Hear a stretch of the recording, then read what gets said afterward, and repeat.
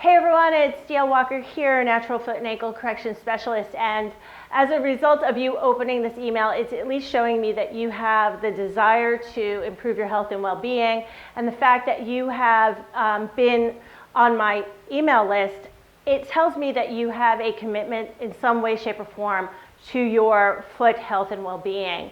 And I want to go ahead and bring you an opportunity, but also to tell you why it's important now more than ever to go ahead and take control of your health and well-being. So I'm shooting a series of videos, so keep your email open, or take a look at your emails every day to go ahead and check and learn some information that maybe you are not aware of with regard to your fitness, health, and well-being. So stay tuned.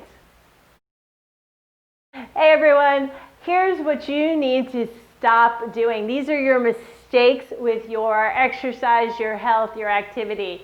So I could name probably about 100 different things that I notice in the average population as far as the mistakes that they're making or what they could be doing better. So this is what needs to stop. Okay, the first is S for static stretching. Static stretching. And static stretching is when you are letting your body be controlled by gravity, okay? And you are letting your limbs kind of hang and dangle, or applying, God forbid, a bouncing stretch. The research is actually showing that static stretching inhibits our performance as far as athletics are concerned. So static stretching can be dangerous because our bodies oftentimes are being compensated for. And when we pull a system that is not moving properly and push it over that limit, we can actually be creating an imbalance within the joints that leads to degenerative changes, including arthritis, and also making us more vulnerable to tears and overuse injuries. The second is time.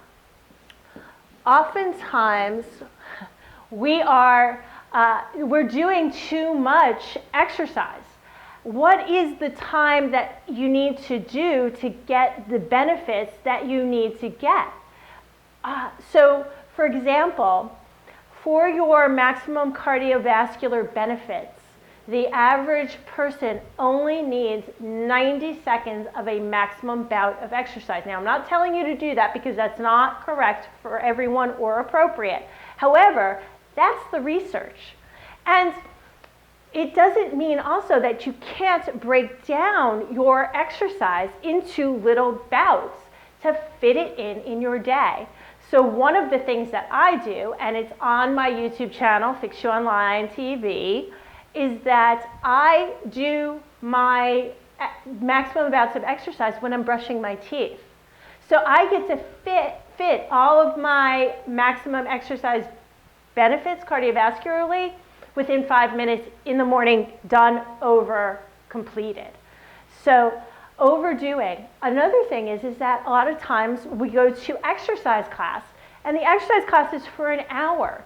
Well, we don't necessarily need to be there for an hour. We can, again, kind of break it up on our own, but the best way to maximize your time with regard to exercise is by making life your exercise, and I'll get to that on the P. But now on to O. O is kind of similar. It's overdoing, but also overdoing one particular type of exercise.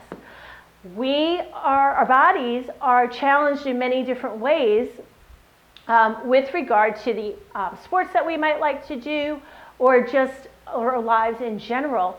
We need more of a comprehensive program, not just focusing on one or two activities. Now, if you'd like to do one or two activities, that's great.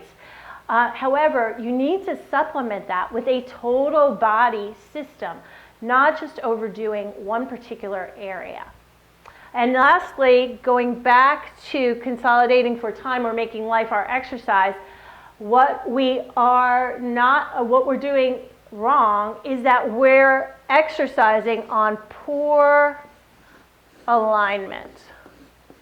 If you know my work, you know that alignment dictates function, frequency, and flow.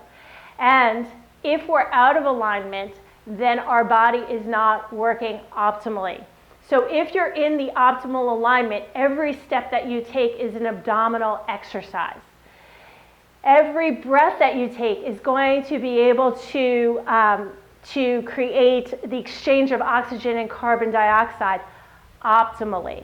So it's about optimization of exercise and activities of our daily life to make life our exercise. Another example that I like to give about poor alignment is going out and driving in your car and all of a sudden you get a flat tire. Well, what do? You pull over immediately because you don't want to damage the car. If you keep driving a car on a flat tire, it's going to break down and become damaged. The majority of people, in fact, every person probably watching this video, is moving and living their lives with a flat tire, figuratively speaking, someplace in their body, okay? Oftentimes it's the foot, which is kind of like our tires. Anyway, what's happening is that by doing more exercise, you're actually contributing to harm throughout your system because alignment, again, is important for function because of the length-tension ratio that states that a muscle needs to contract, will contract its greatest vigor when it's at a particular length. And if we are in poor alignment, we're not getting good force absorption. If we're in poor alignment, we're not optimizing oxygen transfer, et cetera, et cetera, et cetera.